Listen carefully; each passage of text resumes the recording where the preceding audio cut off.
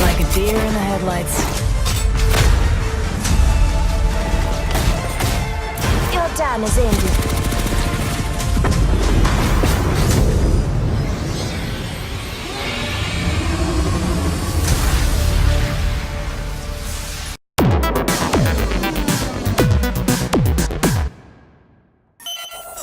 Hello, everybody. E3 is upon us, and we're here today to talk to you about the EA Play, the first of many conventions, conferences, things that are happening for E3. All right, so Apex Legends at EA Play, they announced Season 2 called Battle Charge. It's the new season that's coming out, and they have a new gun called the L-Star.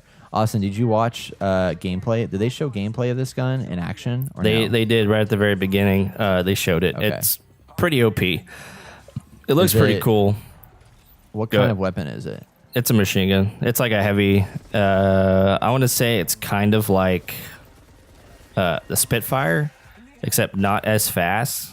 Obviously, packs a heavy punch, and they said that it only drops in care packages. So. Oh, interesting. You can't find it throughout the game, and you can't add any more ammo to your clip once it's done. It's that OP. So this is going to be quite the game changer. That's funny. Yeah. Yeah. So we have that coming out. They're going to change the challenge base progression. And then let me let you run through this Battle Pass stuff because you watched the Battle Pass part, and I'll talk about the legend, the new legend that came out.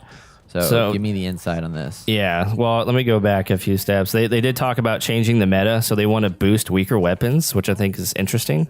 And I'm really curious like how that is going to change the dynamics of going into battle.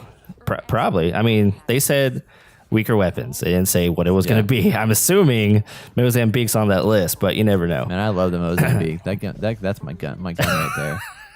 For early game, man, that thing kills. For the first 5 seconds until you find a new gun.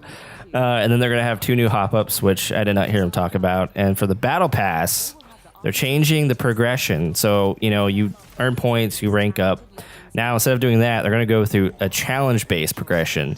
So there's challenges you complete, and as you complete those, you can progress through the Battle Pass. And they said that, you can actually knock it out in a weekend. Do like how they have the challenges set up.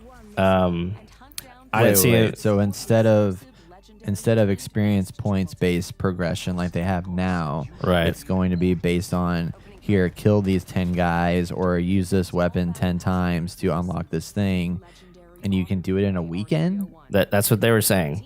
And maybe that was just an example. Maybe I misheard, but that's how he was saying it. Like if you want to, you can jump on here on a weekend, knock out a bunch of stuff, and be good to go. And maybe you can, basically, you can get through the Battle Pass much quicker. So it might not be a weekend, but it's like if all you have is a weekend, maybe you can get through a fourth of it really quick or half of it really quick. That's interesting. Well, it could be kind of like when you're playing. I wonder if it's akin to Battlefield 5, where every week there's a new challenge tier that you battle through during the chapters, and then in that you have different routes, and it's like kill 10 of these guys or build 10 defenses, and then as you do that you finish it, and then you at the very end you get rewarded with a thing, and then every week that resets, and then you have a new tier. And like we saw when we streamed it that one day, you can finish that in like a 5 or 6 hour sitting and unlock whatever weapon or gun or thing that is there to unlock. So if they do that, I do kind of like that though, because then I feel like I'm getting, it's more attainable for me with having less time. So that's kind of interesting. Oh yeah, because they go that route. You jump in and you might not play all the time. I mean, we're not that great, right? So that's the issue.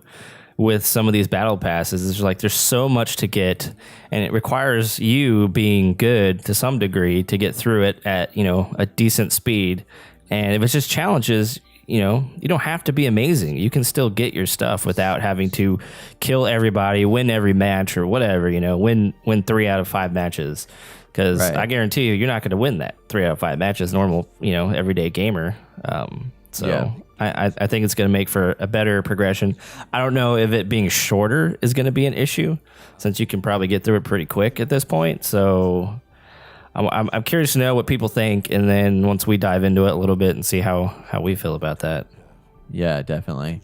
So in addition to that, they also announced a brand new legend, and this legend's name is Wattson, Wattson.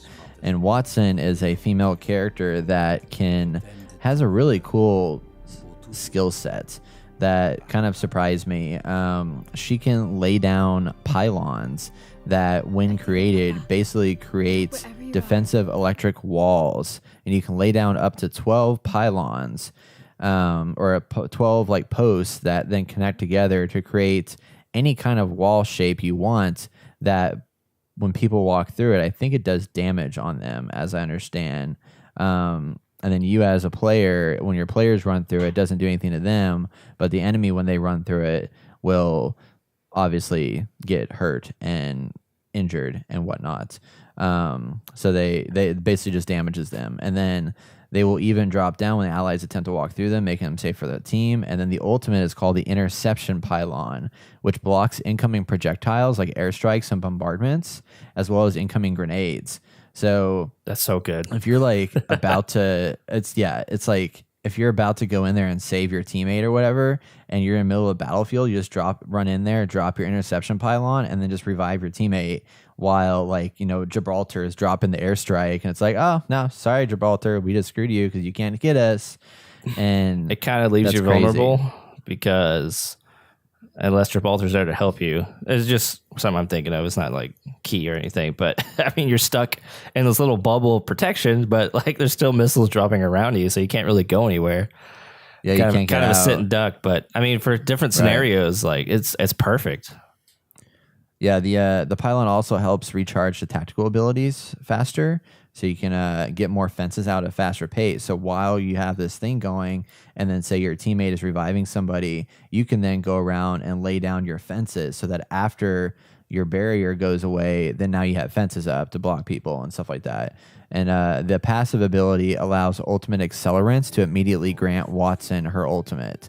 So that's what that's for. So you have to carry a lot of ultimate accelerants, and then instead of it doing like 20% boost to your ultimate or whatever it does currently, it's an immediate ultimate. So you can basically just like have 5 of them loaded up, and basically have 5 times you can use your ultimate in a game, which is crazy. Man, if managing your items wasn't a bitch already. I know, right? Yeah. That just makes it so much worse. Yeah, so it's cool though that, I mean, did you watch that video, the little animated short about I did. her? Yeah, I like that they're starting to build out the world a little bit, very akin to Overwatch and how they do their shorts. So apparently, like, her father is an inventor and created the Apex Legends arena. And her and her father designed the arena, so she knows basically the whole entire map and understands nooks and crannies. So that's why they gave her the ability to like kind of have the flexibility of laying these pylons, these like defenses down, because she knows where to set it up and how to prepare it to defend herself. And apparently she like knows every character in the game. So I'm anxious to see them like build this stuff out more and do more of these behind the scenes stories to give us more details as to what this world actually is. Oh yeah. It's definitely becoming an Overwatch, and I enjoy that there's something out there that can actually challenge Overwatch.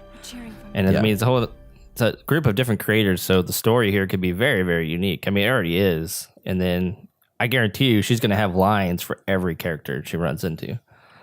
Oh yeah, for sure. So I bet sure. I bet she's like a super fan, because they said that she's like the little sister of the arena, so like she'd run around, and you know everything and see everybody. So. Yeah, they were like, everybody likes her, and somebody was like, well, even Caustic?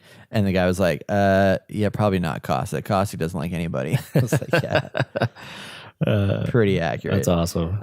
It's an interesting so that's character. Apex Legends. Like, I'm excited to play her. I don't know. I mean, everyone's been so aggressive, and now they're hoping with her, it kind of puts a halt on that aggression that people have been showing. So really kind of balances it out, and she makes good for good fortifications. Like before, you couldn't really fortify anything. It's like just got to keep moving. Got to be aggressive. So this could do a lot to change definitely. a lot. I feel like she's definitely a character that you you need to have on your team. It's Right. kind of like, you know, when you were playing Overwatch for a long time, the meta was you had to have a Reinhardt on your team for the shield. And I feel like she might become that character. Yeah. Like you need to have her again for the shields and stuff like that. So I know we were kind of hoping that they would boost or fix some of these other characters like Gibraltar. Like he's a tank, but like he's really not the tank. yeah, You know, no one plays him. No one really uses him.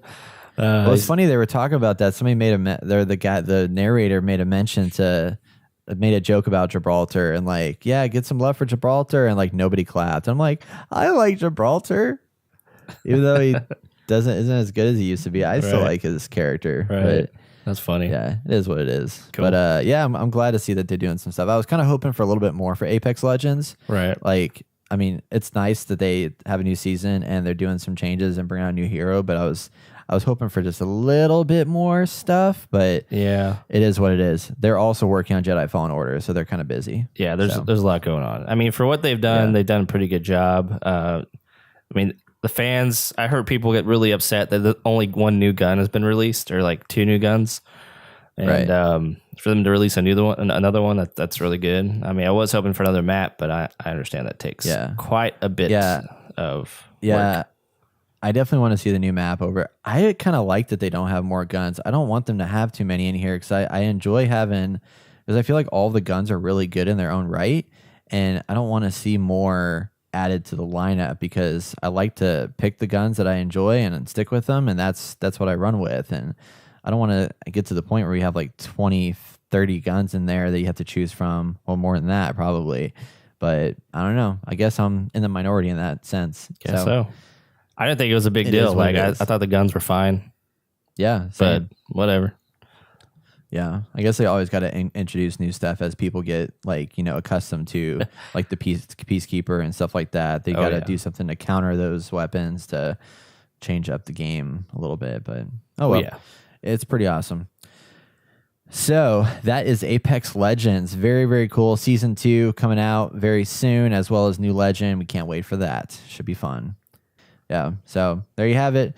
EA Play. Those of you that watch this video and are interested in learning more, stay subscribed to our YouTube channel because we got all kinds of new stuff coming out in the next couple of days. So stay tuned and we'll have all the coverage that you need right here at The Inner Gamer.